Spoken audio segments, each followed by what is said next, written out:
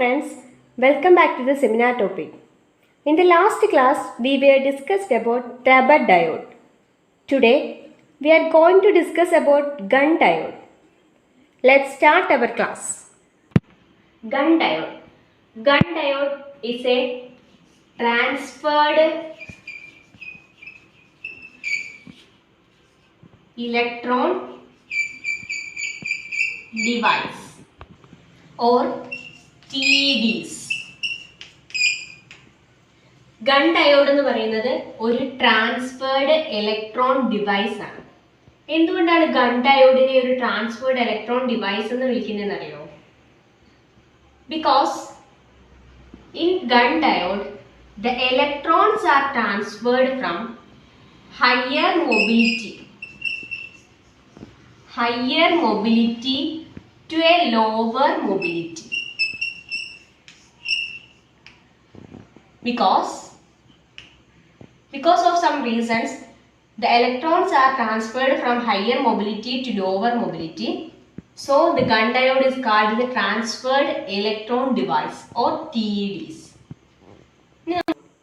അപ്പോൾ നമ്മൾ ഗൺ ഡയോഡിന്റെ ഇൻട്രൊഡക്ഷൻ ആദ്യം പറയും, പിന്നെ construction, internal structure and symbol, gun effect, operation of diode, Duvalli model theory, oscillation modes, advantages, disadvantages and application. അങ്ങനെയാണ് നമ്മൾ ഗൺ ഡയോഡ് ഇപ്പം ഡിസ്കസ് ചെയ്യാൻ പോകുന്നത്. ഇനി ഓരോന്നായിട്ട് നമുക്ക് പറഞ്ഞു തുടങ്ങാം. ആദ്യം തന്നെ ഇൻട്രൊഡക്ഷൻ എന്തുവാന്ന് നമുക്ക് ജസ്റ്റ് ഒന്ന് നോക്കാം. നെക്സ്റ്റ് ഗൺ ഡയോഡിന്റെ ഇൻട്രൊഡക്ഷൻ ഒന്ന് നോക്കിക്കേ. The working based on Gunn effect. Gunn ഡയോഡിൽ നടക്കുന്ന വർക്കിംഗ് എന്തുവാണ്? ഗൺ എഫക്റ്റ് ആണ് ഗൺ ഡയോഡിൽ നടക്കുന്നത്. ഈ ഗൺ എഫക്റ്റ് എന്തുവാന്നൊക്കെ നമുക്ക് പിന്നീട് ഡീറ്റെയിൽഡ് ആയിട്ട് നോക്കാം. അടുത്തത്, it was reported by JB Gunn in 1963. 1963 JB Gunn എന്ന് പറയുന്ന ഒരു സയന്റിസ്റ്റ് ആണ് ഈ ഗൺ ഡയോഡ് ഡിസൈൻ ചെയ്തത്. Next, it offers negative resistance characteristics. Negative resistance characteristics ആണ് ഗൺ ഡയോഡിൽ കാണപ്പെടുന്നത്. And it generates the power. ഈ നെഗറ്റീവ് റെസിസ്റ്റൻസ് ക്യാരക്ടറിസ്റ്റിക്സ് മൂലമാണ് നമുക്ക് പവർ ജനറേറ്റ് ചെയ്യാൻ കഴിയുന്നത്. Next, N type layers are found in Gunn diode.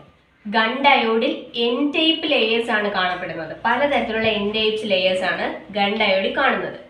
അതായത് the electrons are the majority carriers. Gunn ഡയോഡിലെ മജോറിറ്റി കാരിയേഴ്സ് ആണ് ആരാണ്? Electrons. Next, the oscillations could be understand by Ridley, Watkins and Hilsum theory or RWH theory. RWH theory അനുസരിച്ചാണ് നമ്മൾ Gunn ഡയോഡിൽ ഉണ്ടാകുന്ന oscillations എങ്ങനെയാണ് ഉണ്ടാകുന്നതെന്നും അതിൻ്റെ എഫക്ട്സുകളും എല്ലാം നമ്മൾ RWH തിയറി അനുസരിച്ചാണ് നമ്മൾ മനസ്സിലാക്കുന്നത്. അപ്പോൾ നമ്മുടെ ഗൺ ഡയോഡ് വർക്ക് ചെയ്യുന്നത് ഗൺ എഫക്റ്റ് അനുസരിച്ചാണ്. ഇത് റിപ്പോർട്ട് ചെയ്തത് JB ഗൺ ആണ് 1963. ഇതിനകത്ത് നെഗറ്റീവ് റെസിസ്റ്റൻസ് ക്യാരക്ടറിസ്റ്റിക്സ് ആണ് കാണപ്പെടുന്നത്. എൻ ടൈപ്പ് ലെയേഴ്സ് മാത്രമേ ഗൺ ഡയോഡിൽ കാണത്തുള്ളൂ. That is the electrons are the majority carriers. The oscillations which developed in the Gunn diode is determined by RWH theory. RWH theory അനുസരിച്ചാണ് നമ്മൾ Gunn ഡയോഡിൽ ഉണ്ടാകുന്ന oscillations എല്ലാം മനസ്സിലാക്കുന്നത്. Here, the theory of transistor is not applicable. Theory of transistor അല്ല നമ്മൾ Gunn ഡയോഡിൽ use ചെയ്യുന്നത്. It is a junctionless diode ആണ്.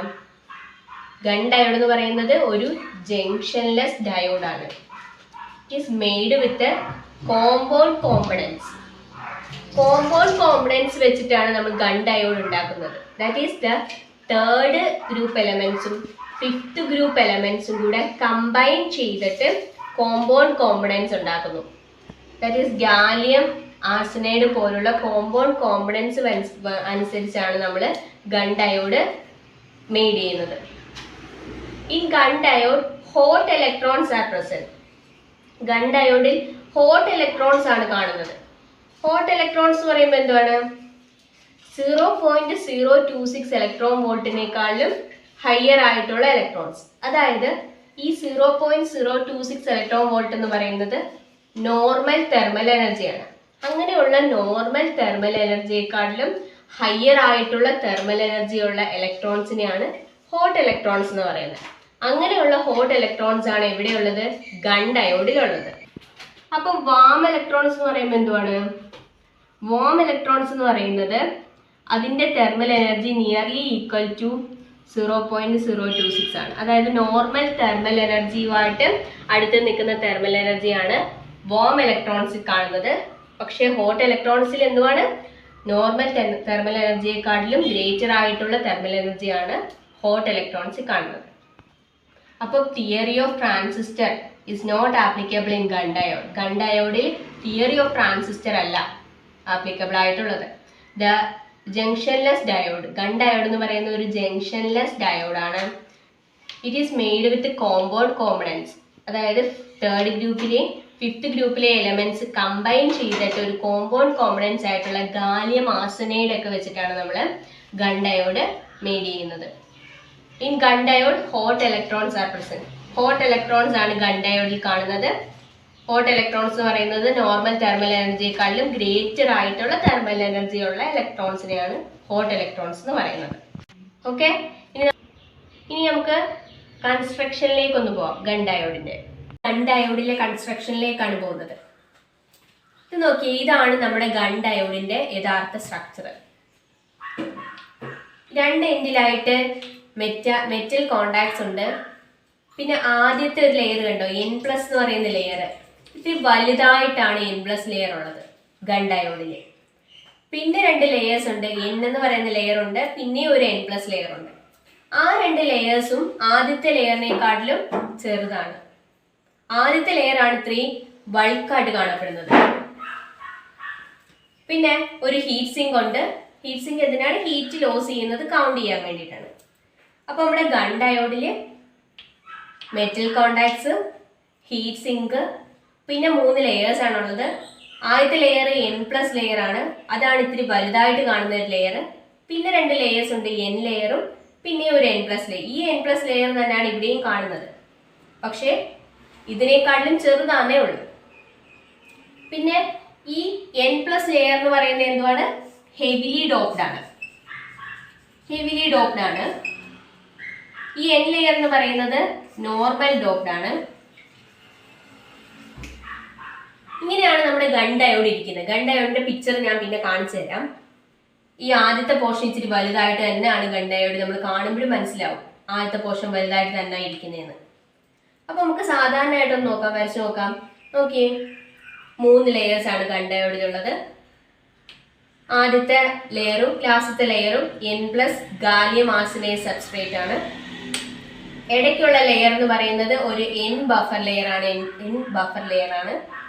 അപ്പൊ നമ്മുടെ ഗൺ ഡയോഡിന്റെ ഈ എൻഡ് കാഥോഡായിട്ട് ആക്ട് ചെയ്യുമ്പോൾ ഈ എൻഡ് ആനോഡായിട്ടാണ് ആക്ട് ചെയ്യുന്നത്. അപ്പം ഗൺ ഡയോഡിന്റെ സ്ട്രക്ചറാണിത്. ആദ്യത്തെ N+ എന്ന് പറഞ്ഞ പോർഷൻ വലുതായിട്ടായിരുന്നു, പിന്നത്തെ 2 പോർഷൻ ചെറുതായിട്ടായിരുന്നു കാണുന്നത്. ഇതിന് തന്നെ നമ്മൾ സിംപ്ലി ഒന്ന് വരച്ച് നോക്കിയപ്പം ഈ ആദ്യത്തെ 2 ലെയേഴ്സ് N+ ഗാലിയം ആർസനൈഡ് സബ്സ്ട്രേറ്റും ഇടയ്ക്കത്തെ ലെയർ എന്ന് പറയുന്നത് N ബഫർ ലെയറുമാണ്. 2 എൻഡുകൾ കാഥോഡ് ആനോഡ്. ഇനി നമുക്ക് ഇതിന്റെ ഇന്റേണൽ സ്ട്രക്ചറും സിംബലും അതൊക്കെ ഒന്ന് നോക്കാം. ഗൺ ഡയോഡിന്റെ ഇന്റേണൽ സ്ട്രക്ചർ എന്ന് പറയുമ്പോൾ നമ്മൾ പറഞ്ഞായിരുന്നു 3 ലെയേഴ്സ് ആണുള്ളത്. ആദ്യത്തെ ലെയർ N+ എന്ന് പറയുന്ന ഒരു ലെയർ ആണ്. പിന്നെ എന്തുവായിരുന്നു? ഒരു N എന്ന് പറയുന്ന ഒരു ബഫർ ലെയർ ആയിരുന്നു. പിന്നെയും ഒരു N+ ലെയർ ആണ് കാണുന്നത്. അപ്പോൾ ഇതാണ് നമ്മുടെ ഗൺ ഡയോഡിന്റെ ഇന്റേണൽ സ്ട്രക്ചർ. ഇനി നമുക്ക് സിംബൽ എന്തോ നോക്കാം. ഗൺ ഡയോഡിന്റെ സിംബൽ എന്ന് പറയുന്നത്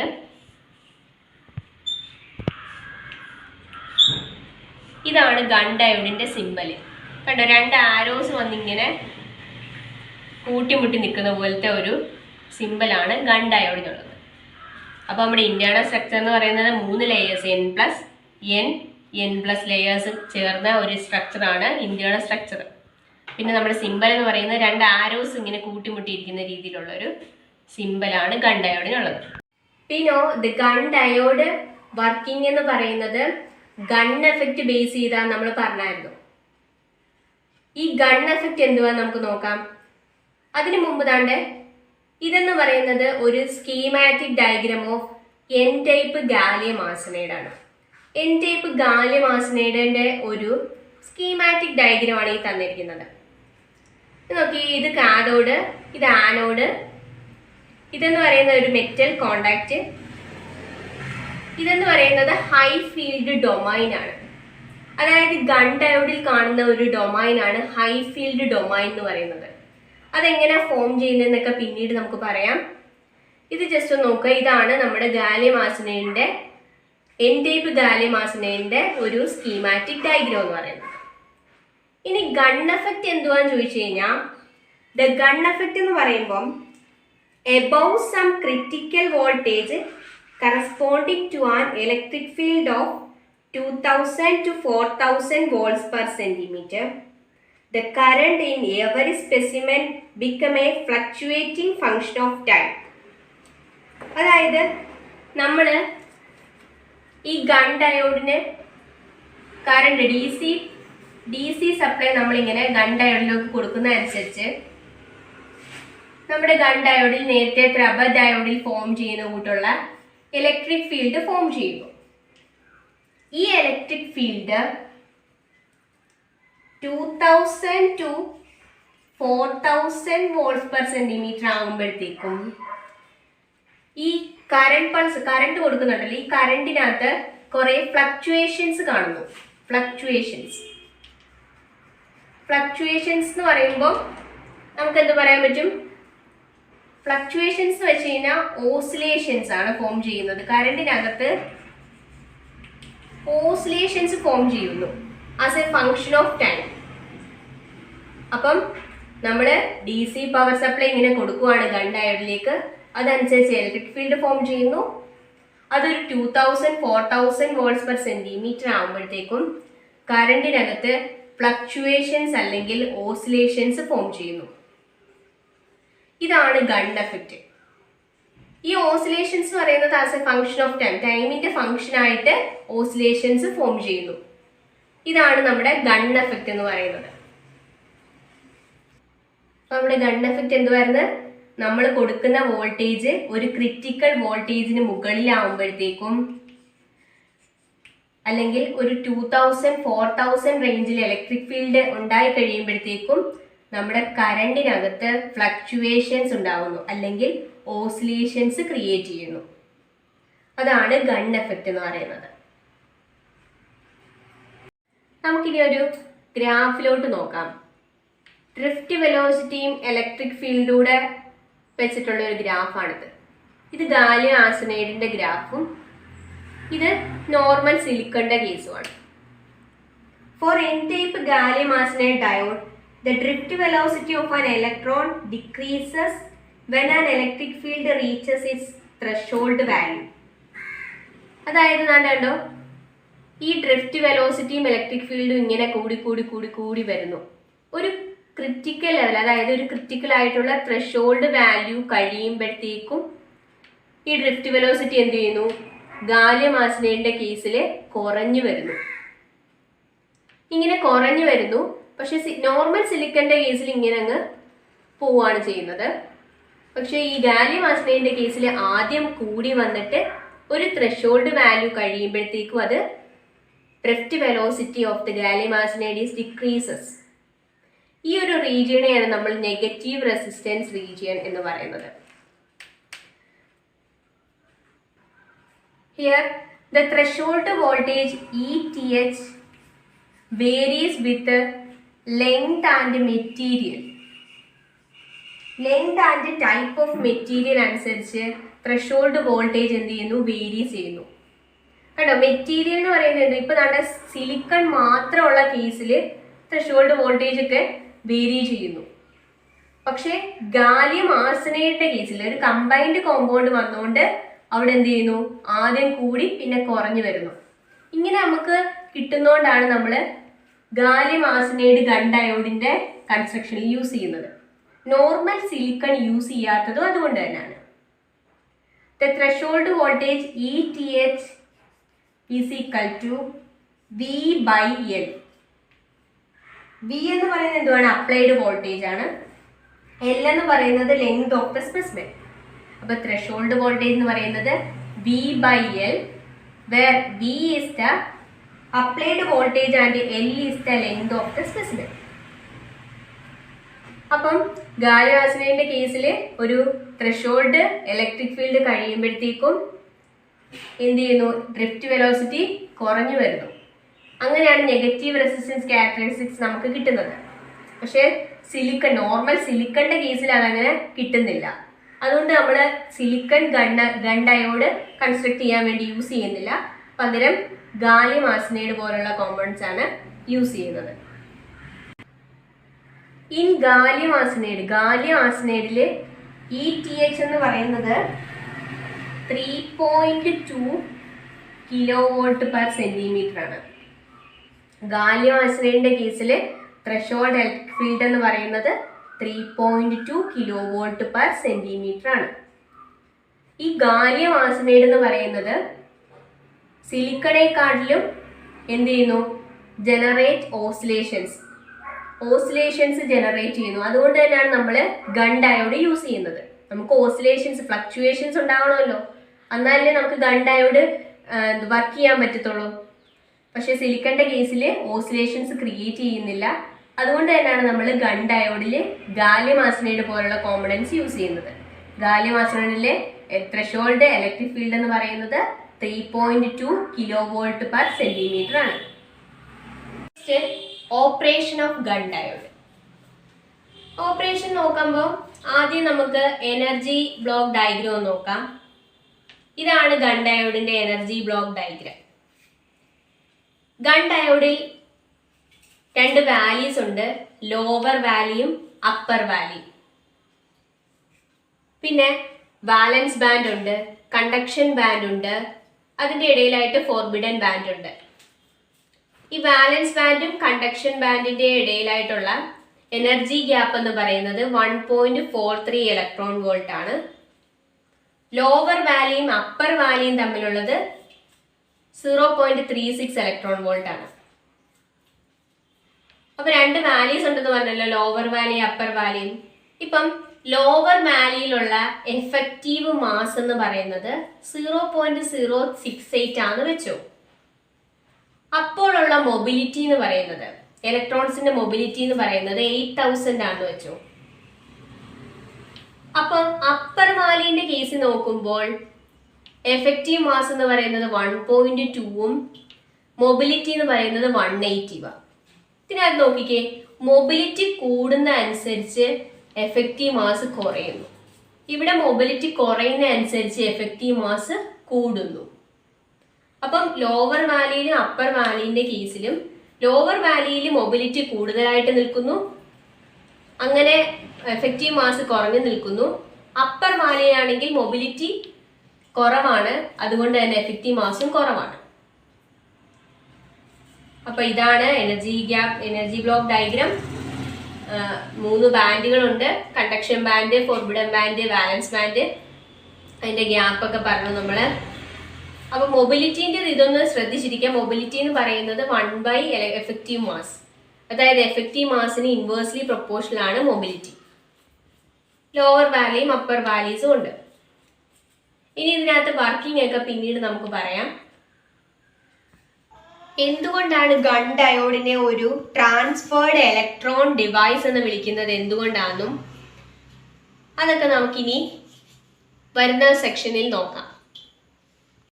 ഇനീഷ്യലി എന്തുവാണ്, സപ്ലൈ ഒന്നും കൊടുക്കാതിരിക്കുമ്പോൾ ഇലക്ട്രോൺസ് എല്ലാം വാലൻസ് ബാൻഡിൽ ഇരിക്കുന്നു, ലോവർ വാലിയിൽ അപ്പർ വാലിയിലോട്ടൊന്നും മൂവ്മെന്റ് ഇല്ല. പിന്നെ ഫ്ലോ കൊടുക്കുന്ന അനുസരിച്ചാണ് ഇതിന്റെ മൂവ്മെന്റ് വരുന്നത്. ഇനി നമുക്ക് മൂവ്മെന്റ്സിന്റെ കാര്യവും പിന്നെ എന്തുകൊണ്ടാണ് ട്രാൻസ്ഫേർഡ് ഇലക്ട്രോൺ ഡിവൈസ് എന്ന് വിളിക്കുന്നതെന്നും അങ്ങനെ ഓരോന്നൊക്കെ പറയാൻ വേണ്ടിയിട്ട് ചെറിയൊരു എക്സാമ്പിൾ വെച്ച് തുടങ്ങാം. ഇനിഷ്യലി നമ്മൾ സപ്ലൈ ഒന്നും കൊടുക്കാത്ത സമയത്ത് ഇലക്ട്രോൺസിൻ്റെ മൂവ്മെൻ്റ് ഒന്നും കാണുന്നില്ല. പക്ഷേ നമ്മളൊരു DC സപ്ലൈ കൊടുത്തു കഴിയുമ്പോഴത്തേക്കും ഈ വാലൻസ് ബാൻഡിലെ ഇലക്ട്രോൺസ് ഇങ്ങനെ കണ്ടക്ഷൻ ബാൻഡിലെ ലോവർ വാലിയിലോട്ട് പോകുന്നു. ഒരു ക്രിറ്റിക്കൽ വാല്യൂ കഴിയുമ്പോഴത്തേക്കും ഈ ലോവർ വാലിയിലുള്ള ഇലക്ട്രോൺസ് അപ്പർ വാലിയിലോട്ട് പോകുന്നു. ഇതിങ്ങനെ നടക്കുന്നു. കുറേയധികം ഇലക്ട്രോൺസ് ലോവർ വാലി വരുന്നു, പിന്നെ അപ്പർ വാലിയിൽ വരുന്നു. കുറേ കഴിയുമ്പോഴത്തേക്ക് ലോവർ വാലിയിൽ ഇലക്ട്രോൺസ് ഇല്ലാതാവുന്നു, അപ്പർ വാലിയിലോട്ട് എല്ലാ ഇലക്ട്രോൺസും ട്രാൻസ്ഫേർഡ് ആവുന്നു. ഇനി കറണ്ട് ഡെൻസിറ്റിയും ഇലക്ട്രിക് ഫീൽഡും കൂടിയുള്ള ഒരു ഗ്രാഫ് പരിചയപ്പെടുത്താൻ വേണ്ടിയിട്ട് നമ്മളൊരു എക്സാമ്പിൾ നോക്കാൻ പോവാണ്. നമ്മുടെ ഈ ഒരു പ്രോസസ്സ് യൂസ് ചെയ്തിട്ട് ഒരു എക്സാമ്പിൾ നോക്കാൻ പോവാണ്. Let n be the number of electrons in the conduction band. Conduction ബാൻഡിലോട്ട് വരുന്ന ഇലക്ട്രോൺസിന്റെ നമ്പർ n ആണെന്ന് വെച്ചു. അങ്ങനെ കണ്ടക്ഷൻ ബാൻഡിലെ ലോവർ വാലിയിലോട്ടല്ലേ നമ്മുടെ ഇലക്ട്രോൺസ് എല്ലാം വരുന്നത്. അതുകൊണ്ട് ഈ ലോവർ വാലിയിലുള്ള നമ്പർ ഓഫ് ഇലക്ട്രോൺസ് എന്ന് പറയുന്നത് ഇനീഷ്യലി 10 ആണെന്ന് വെച്ചു. അവിടുത്തെ തന്നെ മൊബിലിറ്റി എന്ന് പറയുന്നത് that is mu L equal to അതും 10 ആണെന്ന് വെച്ചു. ഈ ലോവർ വാലിയിൽ നിന്ന് അപ്പർ വാലിയിലോട്ട് ഇലക്ട്രോൺസ് പോയിട്ടില്ല ഇതുവരെ. അതുകൊണ്ട് തന്നെ അപ്പർ വാലിയിലെ ഇലക്ട്രോൺസിന്റെ എണ്ണം എന്ന് പറയുന്നത് എന്തുവാണ്? 0. അവിടുത്തെ മൊബിലിറ്റി എന്ന് പറയുന്നത് 5 ആണെന്ന് വെച്ചു. അപ്പൊ ലോവർ വാലി നമ്മൾ കൺസിഡർ ചെയ്തു. അവിടുത്തെ നമ്പർ ഓഫ് ഇലക്ട്രോൺസ് 10, മൊബിലിറ്റിയും 10. അപ്പർ വാലിയിലോട്ട് ഇലക്ട്രോൺസ് ഒന്നും പോയിട്ടില്ല. അതുകൊണ്ട് തന്നെ അവിടുത്തെ നമ്പർ ഓഫ് ഇലക്ട്രോൺസ് 0യും മൊബിലിറ്റി 5ഉം. മൊബിലിറ്റി എന്ന് പറയുന്ന ഒരു ഫിക്സ്ഡ് ആയിട്ടുള്ളൊരു വാല്യൂ ആണ്. റൂം ടെമ്പറേച്ചറിൽ സിഗ്മ എന്ന് പറയുന്നത് sigma is equal to NE mu. ഇവിടെ E എന്ന് പറയുന്ന ഒരു കോൺസ്റ്റന്റ് ആണ്. അതുകൊണ്ട് തന്നെ നമുക്ക് എന്ത് പറയാം? Sigma is directly proportional to n mu എന്ന് പറയാം. ഇപ്പൊ നമ്മൾ ആദ്യത്തെ കേസ് ആണ് കൺസിഡർ ചെയ്യാൻ പോകുന്നത്. ലോവർ വാലിയിൽ എല്ലാ ഇലക്ട്രോൺസും ഇരിക്കുന്നു, അപ്പർ വാലിയിൽ ഇലക്ട്രോൺസ് ഒന്നും ഇല്ല. അപ്പൊ നമുക്ക് ആദ്യത്തെ കേസിൽ സിഗ്മ 1 ഒന്ന് എഴുതാം. Sigma 1 equal to NL mu L plus NU mu U. NLും മ്യൂ എല്ലും എന്തുവാണ്? 10 × 10. ഇതെന്ന് പറയുന്നത് 0 ആണ്. അപ്പൊ ടോട്ടൽ എന്ത് കിട്ടി? 100 എന്ന് കിട്ടി. സിഗ്മ 1. ആദ്യത്തെ കേസിൽ ലോവർ വാലിയിൽ മാത്രമാണ് ഇലക്ട്രോൺസ്, അപ്പർ വാലിയിൽ ഇലക്ട്രോൺസ് ഇല്ല. ഇനി അടുത്ത കേസ് ഒന്ന് നോക്കാം.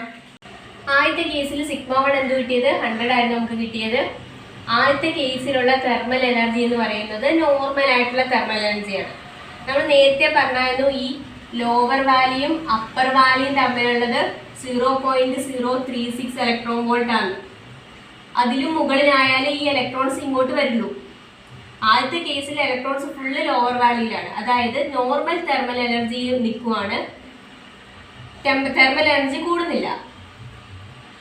രണ്ടാമത്തെ കേസിൽ എന്ന് പറയുമ്പം if the thermal energy is increased, ഈ ഡെൽറ്റ ഇ ഈക്വൽ ടു 0.036 അല്ലേ, ഇതിനേക്കാട്ടിലും ഗ്രേറ്റർ ആണ് തെർമൽ എനർജി എന്നുള്ളതാണ് രണ്ടാമത്തെ കേസ്.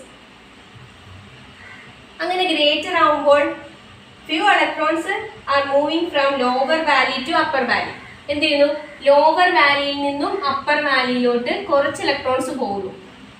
അപ്പോൾ നമ്മൾ നേരത്തെ ലോവർ വാലിയിൽ 10 ഇലക്ട്രോൺസ് ആണ് ഉള്ളതെങ്കിൽ ഇപ്പോൾ അത് 7.5 ആണെന്ന് വെച്ചോ.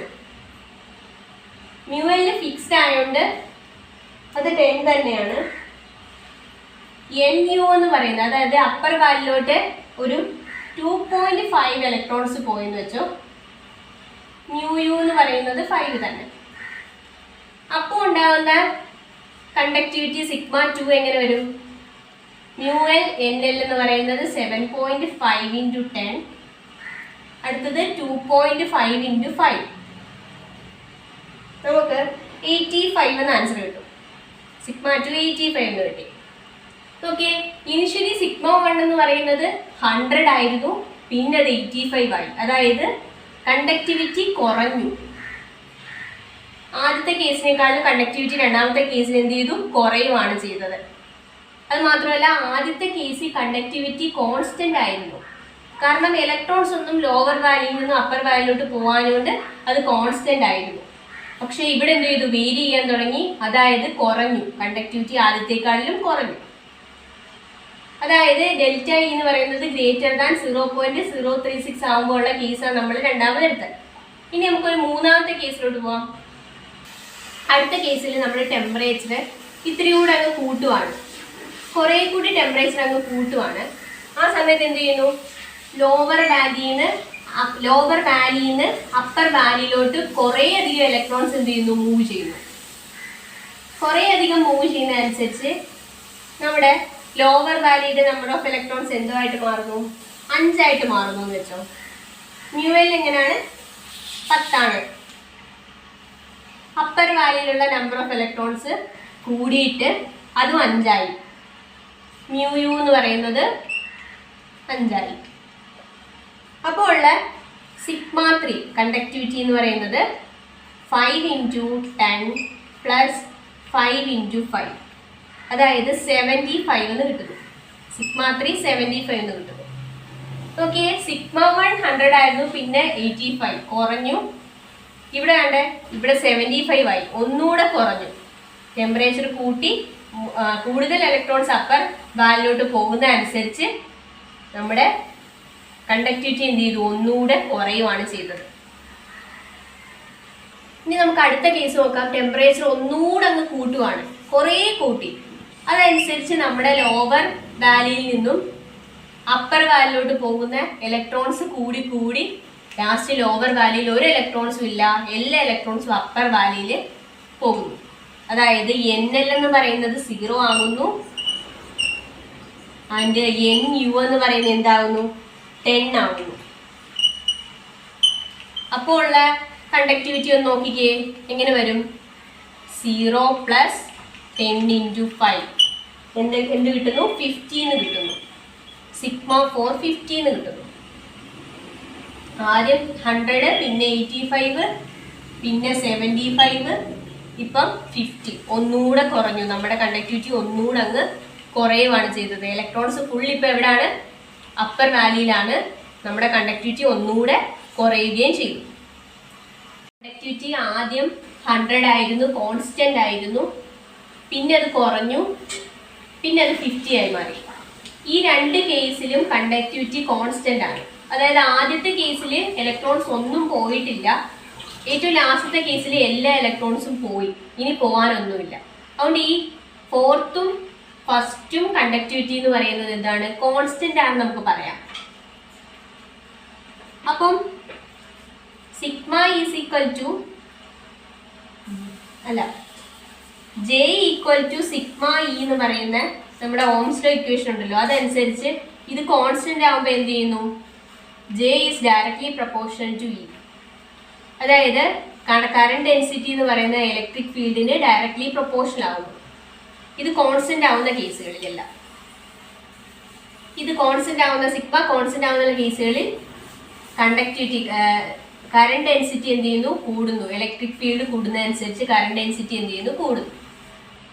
ഫസ്റ്റ് കേസ് എന്തുവായിരുന്നു, ഇലക്ട്രോൺസ് എല്ലാം ലോവർ വാലിയിൽ ഇരിക്കുന്നു, അപ്പർ വാലിയിൽ ഇലക്ട്രോൺസ് ഒന്നുമില്ല.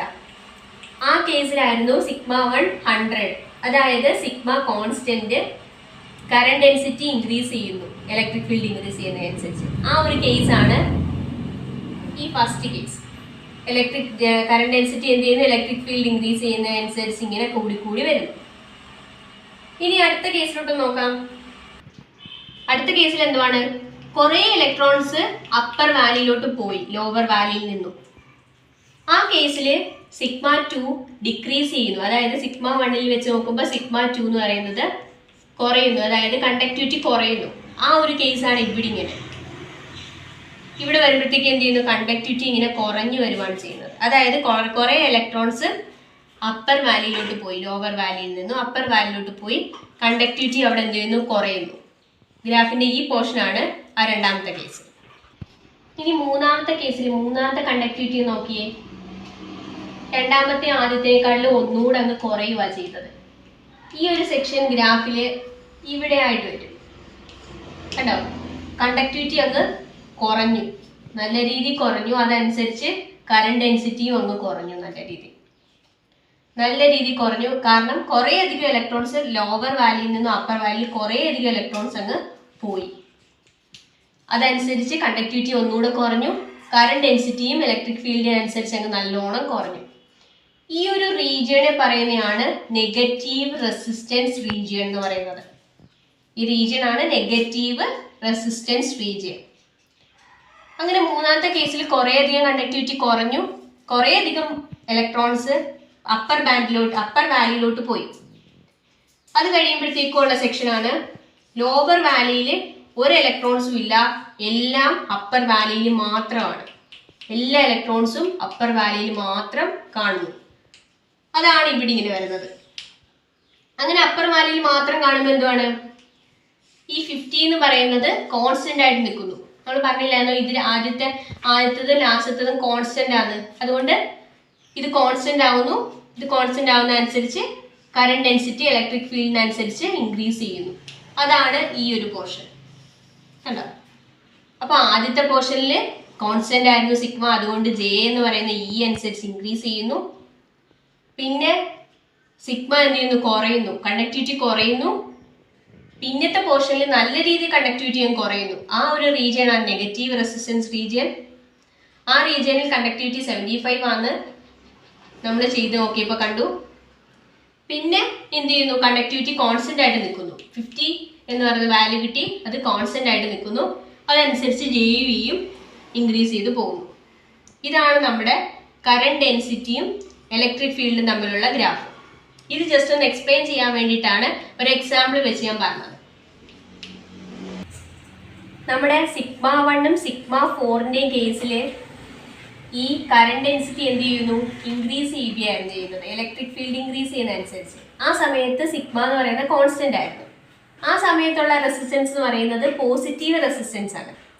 പക്ഷേ സിഗ്മ 2 സിഗ്മ 3 എന്ന് പറയുന്ന കേസിൽ വന്നപ്പോൾ എന്ത് ചെയ്തു, ഈ കറണ്ട് ഡെൻസിറ്റി ഡിക്രീസ് ചെയ്തു. ഇലക്ട്രിക് ഫീൽഡ് കൂടുന്ന അനുസരിച്ച് കറണ്ട് ഡെൻസിറ്റി എന്ത് ചെയ്തു, ഡിക്രീസ് ചെയ്തു. അതായത് ഓപ്പോസിറ്റ് ആയിട്ട് പോകുന്നു അല്ലേ. കറണ്ട് ഡെൻസിറ്റി ഇലക്ട്രിക് ഫീൽഡ് കൂടുന്നതനുസരിച്ച് ഡിക്രീസ് ചെയ്യുന്നു. അതുകൊണ്ടാണ് ഈ ഒരു റീജിയനെ നമ്മൾ നെഗറ്റീവ് റെസിസ്റ്റൻസ് റീജിയൻ എന്ന് വിളിക്കുന്നത്. അപ്പോൾ പോസിറ്റീവ് എന്ന് ഉദ്ദേശിക്കുന്നത് രണ്ടും ഇൻക്രീസ് ചെയ്യുന്നതാണ് പോസിറ്റീവ് എന്ന് ഉദ്ദേശിക്കുന്നത്. നെഗറ്റീവ് എന്ന് പറയുന്നത് രണ്ടും ഓപ്പോസിറ്റ് ആയിട്ട് നിൽക്കുന്നു. ഒരെണ്ണം കൂടുമ്പോൾ മറ്റേത് കുറയുന്നു. ആ ഒരു കേസാണ് നെഗറ്റീവ് റെസിസ്റ്റൻസ് റീജിയൻ.